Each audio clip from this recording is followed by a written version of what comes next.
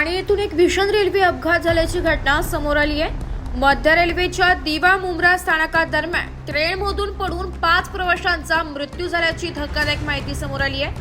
Fast local एकामेकांच्या शेजारून जात असतानाच हा भीषण अपघात झाल्याचं समजतंय।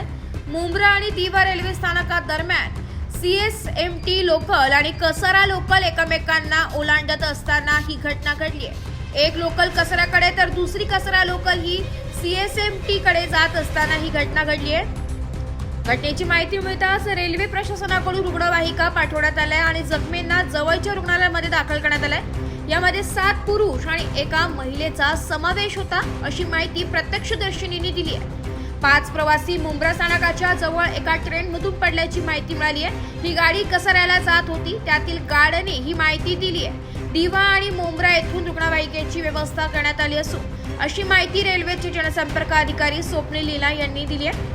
अपघाताची चौकशी सुरू असून या घटनेमुळे स्थानिक सेवांवरही परिणाम झालाय अशी माहिती रेल्वे स्थानकाकडून देण्यात आली आहे। या घटनेला अनुसरून उपमुख्यमंत्री एकनाथ शिंदे यांनी प्रसारमाध्यमांशी बोलताना प्रतिक्रिया दिली आहे।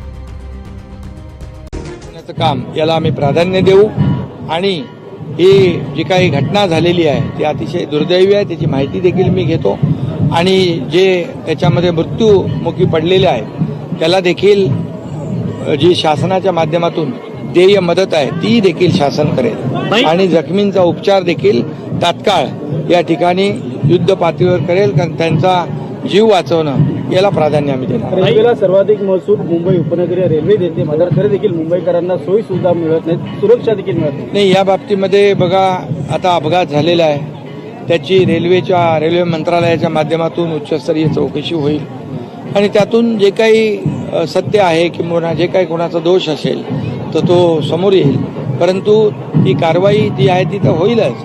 दोषी असतील त्यांच्यावर कारवाई होईल, परंतु सगळ्यात आधी जे जखमी आहेत त्यांचा जीव वाचवणं याला आम्ही प्राधान्य पालकमंत्रीपदाचा वाद आहे। Bureau report AB news Nashik.